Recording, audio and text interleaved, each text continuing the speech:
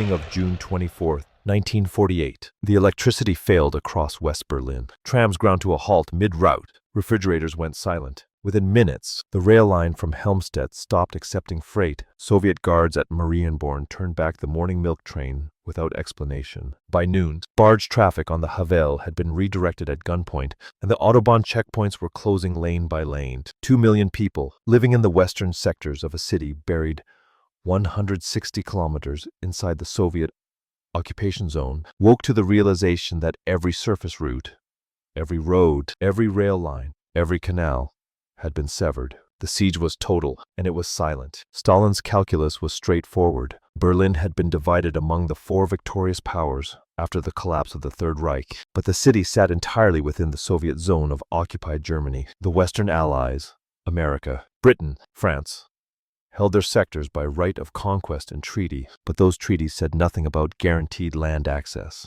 3 narrow air corridors, 20 miles wide, roughly 32 kilometers, had been agreed upon in 1945 as a bureaucratic courtesy, a minor detail for liaison flights and diplomatic pouches. No one imagined they would matter. Now, in the summer of 1948, with East-West tensions hardening and the Western powers preparing to merge their zones into a new West German state, Stalin applied pressure at the most vulnerable point. If the Allies abandoned Berlin, their credibility across Europe would shatter. If they stayed, they would starve. Either outcome served Soviet interests. The city needed a minimum of 4,000 metric tons of supplies every day, roughly 4,400 short tons in the measurements used by American planners, to avoid mass hunger and economic collapse. Coal for heating and electricity, flour and dehydrated potatoes, medical supplies, industrial inputs for the factories that still employed tens of thousands. In midsummer, the Western garrisons had stockpiled perhaps a month of food. Winter was 16 weeks away. The Allies controlled 3 airfields in the western sectors,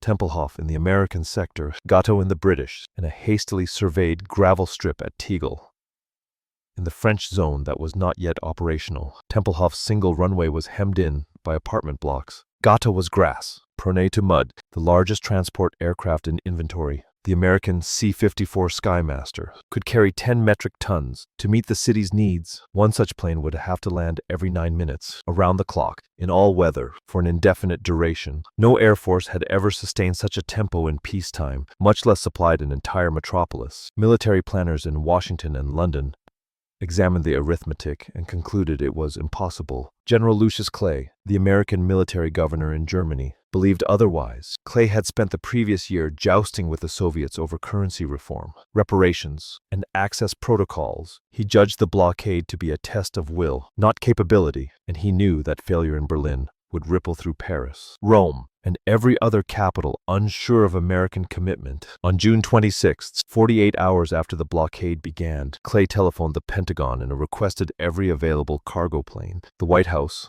authorized Operation Vittles the same day. The British, stretched thin by post-war austerity, but unwilling to cede the geopolitical field, launched Operation Plainfare within the week. The Royal Air Force would eventually fly nearly 50,000 sorties alongside the Americans, drawing on squadrons from Britain itself and Commonwealth units, including the Royal Canadian Air Force. France, still rebuilding its air force, contributed what it could and cleared the bombed-out forest at Tegel for the construction of a third runway. The initial flights were improvisational chaos. C-47 Dakotas, smaller and slower than the C-54s, flew in mixed formations with no standardized approach. Pilots navigated by sight and instinct, circling Tempelhof until they found a gap to land. Ground crews unloaded sacks of flour by hand. Turnaround times ran to 90 minutes. In the first week, the airlift delivered fewer than 1,000 metric tons total, a figure that translated to 3 days of survival, not 7. Weather compounded every difficulty. Summer thunderstorms over the Harz Mountains forced planes to divert or scrub missions. Instrument flying was rudimentary. Most crews had never landed in zero visibility. On July 8th, a C-47 clipped an apartment roof on approach to Tempelhof and crashed, killing both pilots. Another went down in the Soviet zone a week later. The Soviets protested the flights as violations of airspace and buzzed the corridors with Yak fighters, though they stopped short of opening fire. Each evening, the tallies were grimmer. 1,800 metric tons delivered, 3,000 short of the city's burn rate. Food reserves dwindled. Berliners began lining up at 5 in the morning for rationed bread. What broke the deadlock was not heroism, but systems engineering. Brigadier General William Tunner, who had run the aerial supply line over the Himalayas to China during the war, arrived in Berlin at the end of July and imposed discipline. Tunner's philosophy was ruthlessly simple. An airlift was a conveyor belt in 3 dimensions, and inefficiency anywhere in the system strangled throughput. He established a single inbound route through each corridor, with planes stacked at 500-foot altitude intervals. Roughly 150 meters of vertical separation. Pilots who missed their approach were forbidden to circle. They flew back to their origin base and rejoined the queue. The rule was absolute and unforgiving. No loitering, no second chances. If the weather soured or the approach went wrong, the aircraft returned to Fassberg or Celle or Wiesbaden or Rhein-Main, the major hubs feeding the corridors, and waited its turn again. Ground crews were drilled until unloading times dropped from 90 minutes to 30 minutes, then to 25 minutes. Tempelhof received a new pierced steel plank runway that drained faster than asphalt. Every C-54 was loaded to identical weight and balance. Every crew flew identical flight plans with block times calculated to the minute. Tunner tracked performance with punch card tabulators, routing maintenance and crew rest on rolling schedules. Contract carriers were brought into the operation, civilian crews flying American-registered planes under military command, adding tonnage without drawing down combat readiness elsewhere. The result was metronomic. By mid-August, the airlift was moving 4,000 metric tons a day. By September, 5,000 metric tons. The impossible was becoming routine. The corridors themselves became laboratories of air traffic control. Each was a tube of airspace 20 miles across, extending from the border of the Soviet zone to the city. Planes flew inbound at assigned altitudes. 4,000, 4,500, 5,000 feet, stacked like a ladder, and returned outbound at different altitudes to avoid head-on traffic. Radio beacons marked the corridor boundaries. Ground-controlled approach radar, a technology barely out of its infancy, talked pilots down through cloud and fog. Controllers at Tempelhof and Gottow watched phosphor screens, tracking blips that represented 10 metric tons of coal or flour descending at 120 knots. The margin for error was thin. Planes flew 3 minutes apart in good weather, 5 minutes in bad. A single mistake, a missed altitude, a slow turnoff from the runway, could cascade into delays that backed up the entire system for hours. The engineering feat rested on a foundation of brutal logistics. Coal was the hardest problem. West Berlin's power stations and home stoves depended on bituminous coal from the Ruhr. The industrial heartland of Western Germany, coal is heavy, bulky, and filthy. Each sack weighed 50 kilograms. Each plane carried 200 sacks. The supply chain began at Ruhr mines, where coal was loaded onto rail cars and shipped to airlift bases. At Fassberg and Celle, German laborers transferred the sacks from railheads to waiting aircraft. The work was backbreaking, and the coal ate through everything it touched. Engine air filters clogged after a dozen sorties and had to be replaced. Cargo holds turned black.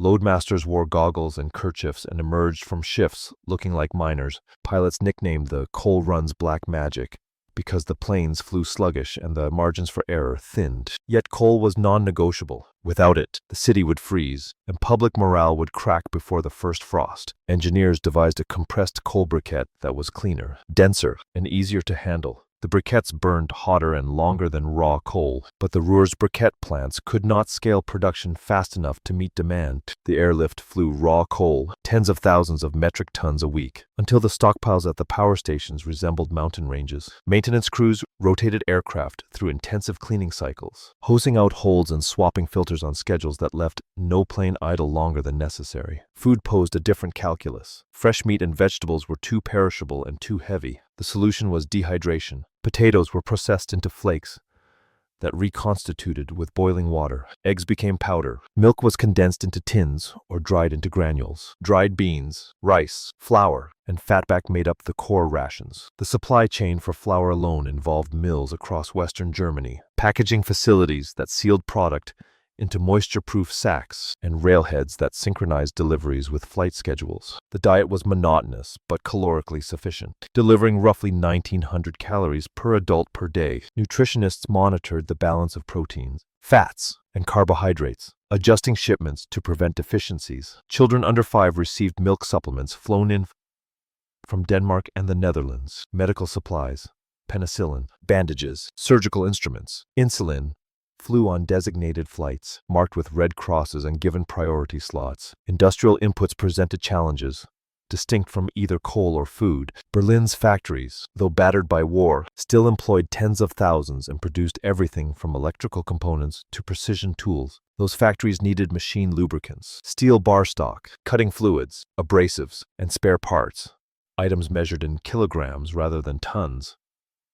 But essential to keeping assembly lines running, a single downed lathe could idle 50 workers if the replacement bearing did not arrive. American logistics officers coordinated with plant managers across the western sectors, cataloging needs and prioritizing shipments. Ball bearings flew in padded crates. Copper wire arrived wound on spools. Transformer oil came in sealed drums. The tonnage was small relative to coal, perhaps 3% of total airlift capacity, but the economic multiplier was large. Factories that remained operational kept workers employed, which kept families fed and morale stable. The airlift was not merely feeding mouths.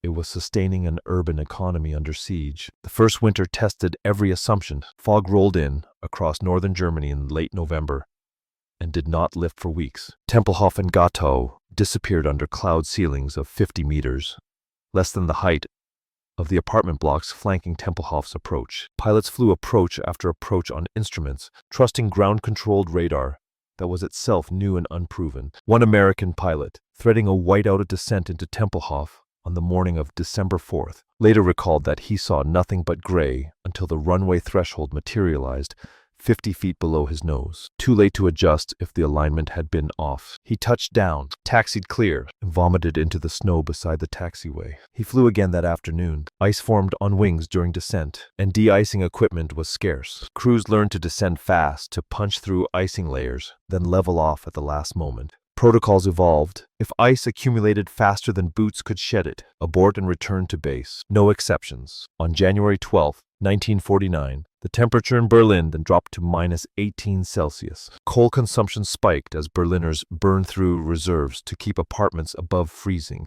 The airlift delivered 7,100 metric tons that day, still short of demand. Electricity was rationed to 4 hours in the morning and 4 in the evening. Factories ran skeleton shifts. Hospitals conserved fuel for operating theaters. The public mood grew brittle. Night operations became the backbone of the airlift's success. Darkness provided no respite. Planes flew around the clock in shifts that blurred day and night into continuous motion. Fassberg, Celle, Wiesbaden, and Rhein-Main ran under floodlights, the glow visible for miles across the German countryside. Ground crews worked in pools of artificial light, loading coal and flour while frost formed on wing surfaces. Pilots navigated by instruments and radio beacons, trusting controllers they never saw and runways they could not see until the final seconds of approach. The psychological toll was severe. Flying coal into Berlin in daylight was grinding.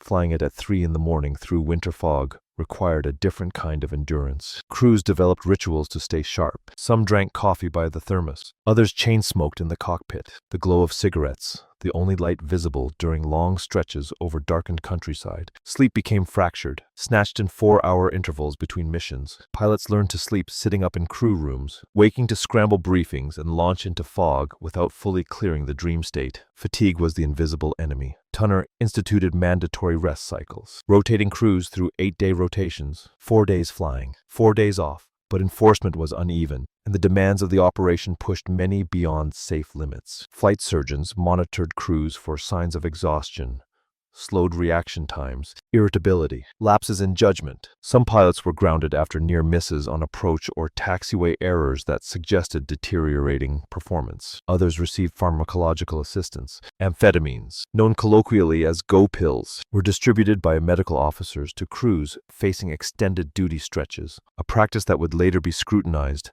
but was then considered necessary to maintain operational tempo. The stimulants kept pilots alert through marathon missions but disrupted natural sleep cycles, creating a debt that accumulated over weeks. A few crews refused the pills, preferring fatigue to chemical dependence. Most accepted them as part of the job, another tool in the kit alongside maps and altimeters. Safety culture evolved through trial and near catastrophe. In early January, during a particularly dense fog, a stack compression nearly produced disaster. 6 aircraft were descending through the southern corridor at assigned altitudes when turbulence and icing forced the lowest plane to abort its approach and climb. The pilot, disoriented and fighting controls, climbed through his assigned altitude and nearly collided with the aircraft 500 feet above. The controller at Tempelhof saw the blips converge on his radar screen and barked altitude corrections that the pilots obeyed by reflex. The planes missed each other by less than 200 feet, close enough that one crew reported seeing the navigation lights of the other aircraft flash past in the murk. The incident prompted an immediate review of abort procedures. From that point forward, any aircraft executing a missed approach was required to exit the corridor entirely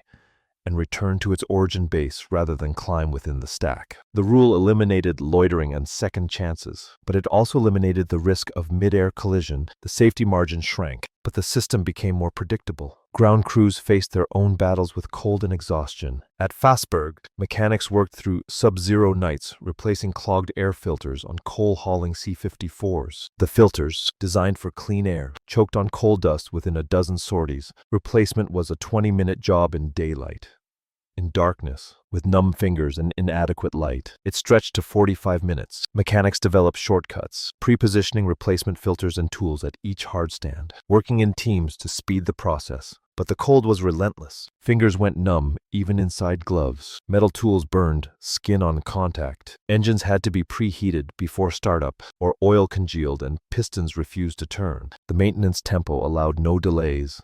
Every minute a plane sat on the ground was tonnage not delivered. Crews learned to work through pain, warming hands briefly over portable heaters before returning to the work. Frostbite cases appeared in sick bay, treated and sent back to the line. The operation consumed people as surely as it consumed coal and flour. The night runs revealed inefficiencies that daylight obscured. At Gatow, British ground crews noticed that unloading took longer in darkness because loaders could not see markings on cargo nets. They painted reflective strips on netting and cut turnaround times by 5 minutes. At Tempelhof, American controllers realized that taxi delays after landing wasted fuel and time. They repositioned floodlights to illuminate taxiways more evenly and rearranged unloading zones to reduce congestion. Every night was a laboratory, every problem a puzzle to solve. The solutions were rarely elegant, often improvised with the materials at hand, but they accumulated into marginal gains that compounded across thousands of sorties. By February, night operations were delivering as much tonnage as day flights, effectively doubling capacity without adding aircraft. Soviet propaganda, broadcast from loudspeakers mounted on trucks in East Berlin, promised warm apartments and steady jobs to anyone who crossed into the eastern sector. Leaflets fluttered down over the western districts, printed in German, with crude cartoons depicting bloated American capitalists squeezing workers, while Soviet plenty lay just across the sector boundary. Thousands did cross, though far fewer than Stalin had anticipated. By February, Western intelligence estimated that roughly 30,000 Berliners had relocated to the Soviet sector since the blockade began, driven by cold, hunger, or political alignment. Yet 2 million remained in the West, enduring rationed electricity and dehydrated potatoes. The Allies countered with their own leaflets, dropped from planes returning empty from Berlin, reminding Germans of Soviet deportations and forced labor battalions. The propaganda duel was crude and unrelenting, each side certain that the other's narrative would collapse under the weight of lived reality. Yet the airlift held. Tunner rotated crews through on 8-day cycles to prevent exhaustion. Pilots flew 4 days on, 4 days off, shuttling between bases in Western Germany and the Berlin corridors. British crews, flying Dakotas and the larger Avro Yorks, operated from bases in the British zone, integrating their sorties into the American traffic flow with precision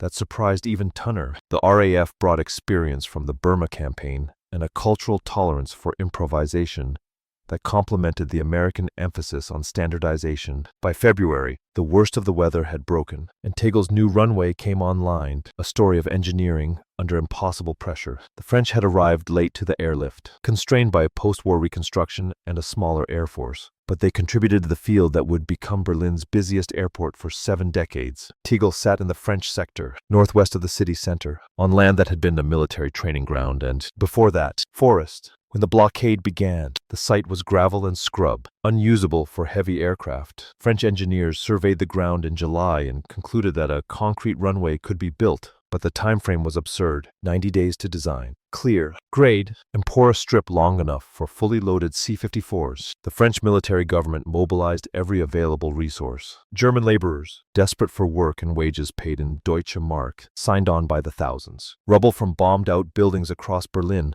was trucked to Tegel and crushed for aggregate. Cement came from the Ruhr on the same trains that carried coal for the airlift. Mixing plants operated in shifts around the clock. The workforce swelled to 19,000 at its peak.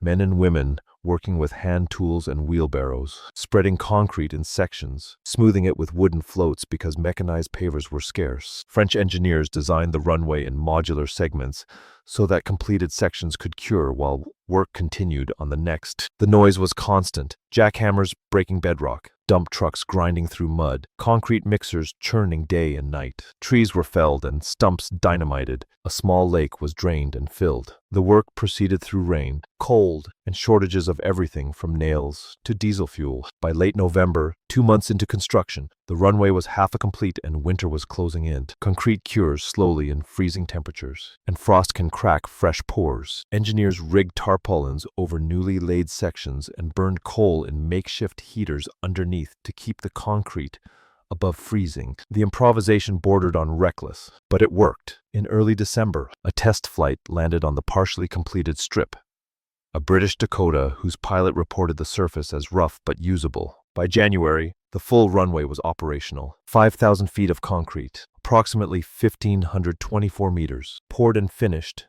in 92 days. Tegel's capacity rivaled Tempelhof's, and the psychological effect was unmistakable. Berliners who had doubted the Allies' stamina began to believe that the blockade might be outlasted. The French, often overshadowed by their larger allies, had delivered a field built faster than any comparable civilian project in peacetime. Tegel would handle its first airlift sorties in February 1949 and would still be operating commercial flights 71 years later, until its closure in November 2020. Inside the city, the airlift reshaped daily life in ways that statistics alone could not capture. Mayor Ernst Reuter, a former communist turned fierce anti-Stalinist, became the voice of West Berlin's defiance. Reuter addressed rallies in front of the ruined Reichstag. His speeches broadcast over Western radio, urging Berliners to endure and assuring them that the Allies would not abandon the city. He coordinated ration distribution through neighborhood councils, ensuring that supplies reached Kreuzberg, Neukölln, Spandau, and the smaller districts without favoritism. The ration cards, color-coded by age and occupation, determined who ate what and how much. Heavy laborers received extra calories. Children received milk. The elderly made do with standard allotments. Black markets flourished at the margins, trading cigarettes and scraps of meat for the new currency. Deutsche Mark, abbreviated DM, that had become the symbol of Western commitment. In Neukölln, a working-class district south of Tempelhof, the sound of incoming aircraft became the metronome of existence. Families learned to time the electricity rations, cooking meals during the 4-hour morning window and finishing by candlelight in the evening. A housewife interviewed decades later recalled washing her children's clothes in cold water because heating it consumed too much coal. Hanging laundry on lines strung between bombed-out buildings. Her husband worked at Tempelhof, unloading sacks. He came home each night black with coal dust, too tired to speak. The wages were steady, paid in debt, and that steadiness mattered more than comfort. In Spandau, on the city's western edge, schools adapted schedules around the power cuts. Teachers taught mathematics by daylight and saved history lessons for the afternoon, when warmth mattered less than light. One school kept emergency stoves fueled by briquettes flown in from the Ruhr, a luxury that made it a gathering point for parents seeking heat as much as education for their children. The blockade and the airlift did not unify Berlin. They clarified its divisions. The Soviet sector, which later became East Berlin, operated under separate rules. Residents there received rations distributed by the communist-controlled city government, which used food as a tool of political control. Those who refused to join party-affiliated organizations found their rations cut. Those who attended mandatory political lectures received modest supplements. West Berliners derided their eastern counterparts as osses dependent on Moscow's scraps, while East Berliners accused the West of gambling with everyone's survival to spite Stalin. The blockade, in short, did not just divide Berlin physically. It calcified identities that would persist for the next 4 decades and beyond. On the 16th of April, 1949, at the peak of the operation, the airlift achieved what became known as the Easter Parade. 12,941 short tons, approximately 11,700 metric tons, were delivered to Berlin in a single 24-hour period. One plane landing every 45 seconds for a full day and night. Crews flew extra sorties. Loaders worked without breaks.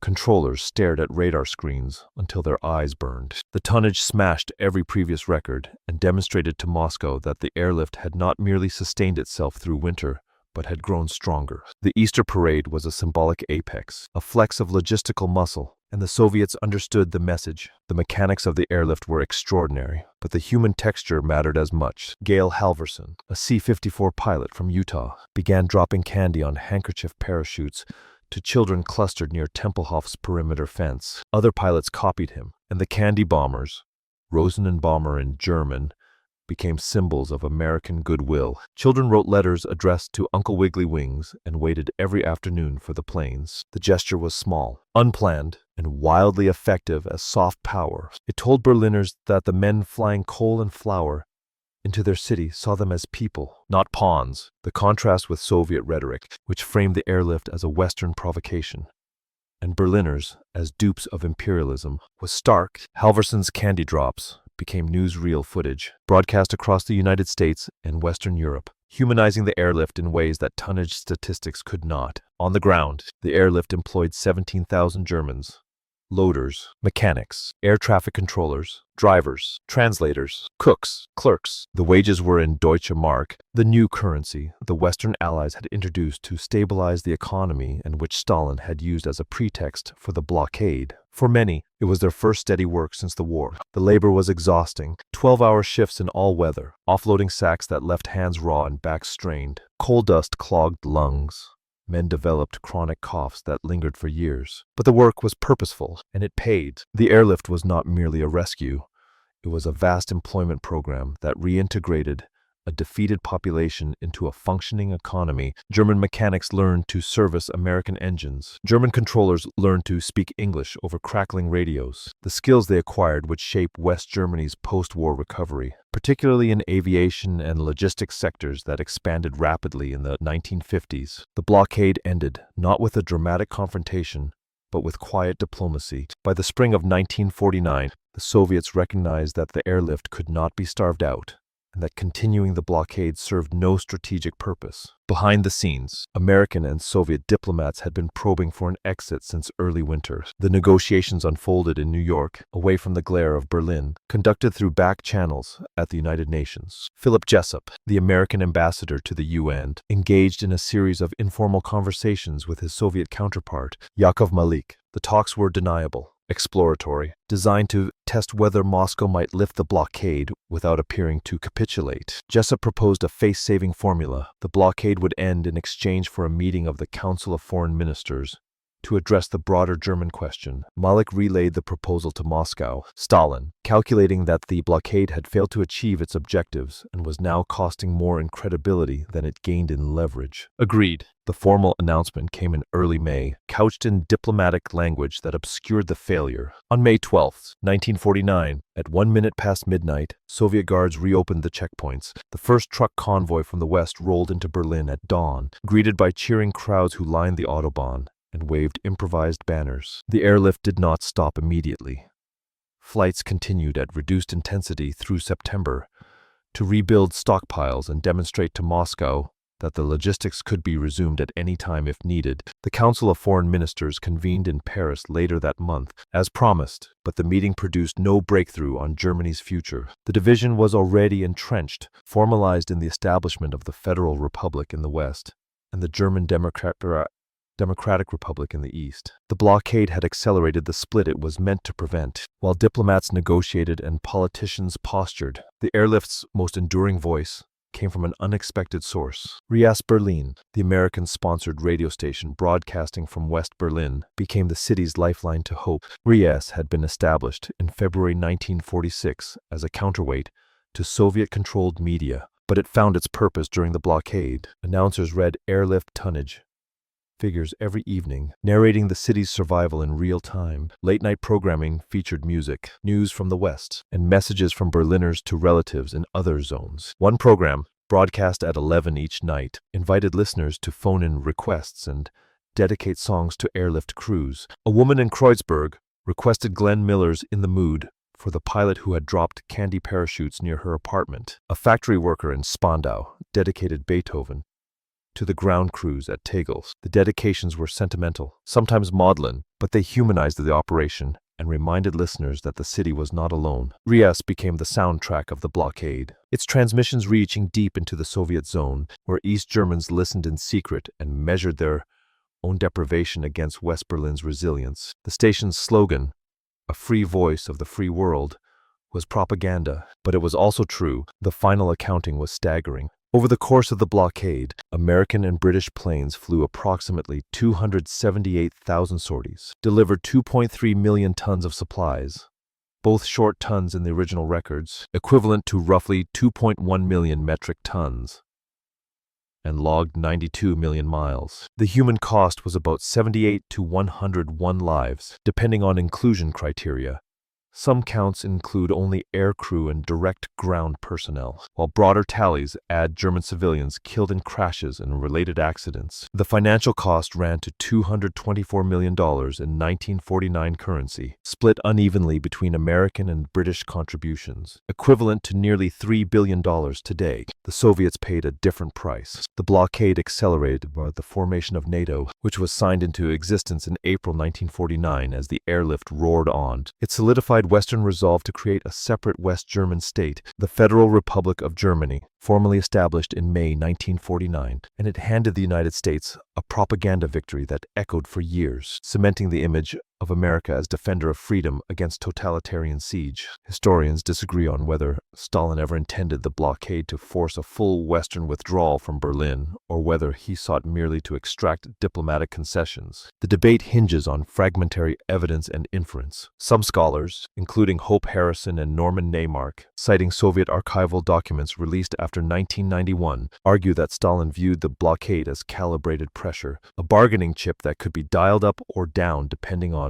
Western responses. Others, among them John Lewis Gaddis, point to the totality of the cutoff and the accompanying propaganda offensive as evidence that Moscow genuinely believed the Allies would fold. The ambiguity is unlikely to be fully resolved. Stalin left no smoking gun memorandum articulating his endgame. What is clear is that the blockade backfired strategically, consolidating the very Western alliance structure and German state building that the Soviets sought to prevent. For West Berliners, the airlift became foundational to their political identity. They had not chosen to be on the front line of the Cold War, but when the test came, they had not broken the memory of the Rosinen bomber, the drone of C-54 engines overhead, the stubborn refusal to submit. These became civic myths, retold in classrooms and commemorated at airfield memorials. The airlift is taught today in Berlin schools as both a historical event and a moral parable. Students in the city's Gymnasien and Realschulen study the blockade as part of mandatory Cold War history units, examining primary sources that include ration cards, airlift logs, and recorded testimonies from survivors. The pedagogical emphasis varies by district and instructor, but certain themes recur: the fragility of freedom, the dependence on Western allies, the resilience of ordinary Berliners. Some teachers present the airlift as evidence that democratic systems can mobilize resources as effectively as authoritarian ones. Others emphasize the contingency of the outcome, noting that Soviet restraint, not Western invincibility, prevented the crisis from escalating into war. Field trips to the airlift memorial at Tempelhof and the museum at Gatow are standard, and students are often asked to interview elderly relatives who lived through the blockade, preserving oral histories before the generation fades. Memory culture around the airlift remains visible across Berlin. The Luftbrückendenkmal, or airlift memorial, stands at the entrance to the former Tempelhof airport. A three-pronged concrete claw reaching skyward, colloquially known as the Hunger Kralle or Hunger Claw. Plaques list the names of those who died. Wreaths appear on anniversaries. Tempelhof itself, which closed to air traffic in 2008, has been converted into a public park where Berliners jog, fly kites, and picnic on the runways that once received a plane every 3 minutes. The terminal building, a vast arc of fascist-era architecture, hosts cultural events and refugees in repurposed hangars, a layered palimpsest of Berlin's history. Gatow, the British airfield on the city's western edge, operates as the Militärhistorisches Museum der Bundeswehr. Its exhibits dedicated to the airlift and post-war aviation. The museum preserves aircraft, ration cards, photographs, and the worn logbooks of pilots who flew the corridors. Visitors, many of them international tourists, walk the grass field where Dakotas once landed in fog, trying to imagine the desperation and determination that sustained the operation. The legacy of the airlift extends beyond Berlin and beyond aviation. It demonstrated that large-scale aerial logistics could substitute for ground supply lines, a lesson that shaped military doctrine in Korea, Vietnam, and every expeditionary operation that followed. It proved that airlift could be sustained through winter weather with proper systems and infrastructure, validating investments in all-weather navigation, instrument landing systems, and radar-guided approaches. The organizational principles Tunner developed: standardized procedures, continuous flow, obsessive maintenance schedules, no loiter discipline, became templates for modern cargo operations, military and civilian alike. These principles echo across modern cargo logistics, though the lineage is rarely traced. For Germany, the airlift marked the beginning of a political realignment.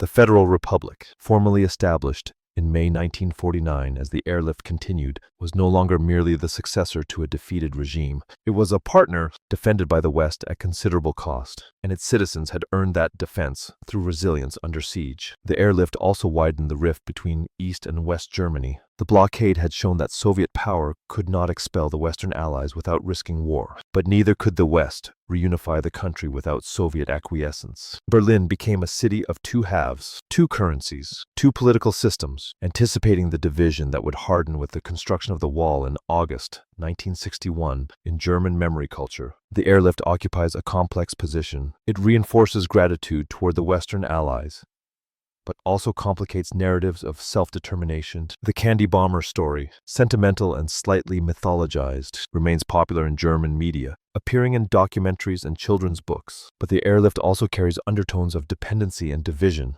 that later peace movements, particularly in the 1980s, critiqued as part of the broader Cold War militarization of German life. The tension between gratitude and autonomy, between remembering rescue and asserting agency, runs through every commemorative speech and museum exhibit. The human cost reverberated in quieter ways. The dead were mourned but abstracted into statistics, names on plaques at airfield memorials that few visit. The thousands of Germans who worked the airlift returned to ordinary life with chronic back injuries and lung damage from coal dust, conditions rarely recognized or compensated. Children who had waited for candy parachutes grew into adults who remembered the sound of airplane engines as synonymous with salvation, a sensory imprint that never quite faded. One woman, interviewed in 2006, recalled standing in her Kreuzberg courtyard at age 7, counting planes overhead and believing, without fully understanding why, that each landing meant her family would eat tomorrow. The Cold War would grind on for another 4 decades,